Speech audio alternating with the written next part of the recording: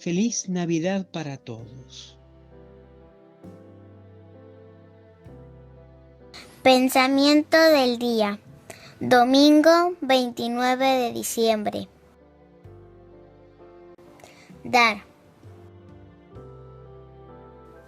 Dar, dar. Poner en práctica el dar. Hacer que surja e incrementar la cultura del dar.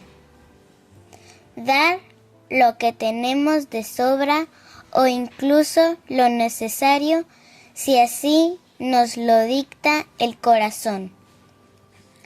Dar a quien no tiene, sabiendo que este modo de invertir nuestras cosas produce un interés sin medida, porque nuestro dar abre las manos de Dios y Él, con su providencia, nos colma sobreabundantemente para poder dar de nuevo y seguir recibiendo, y así poder satisfacer las enormes necesidades de tanta gente.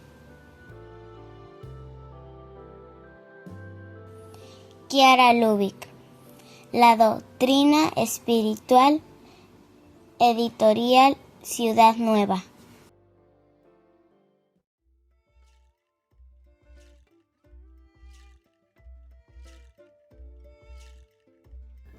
Palabra de vida.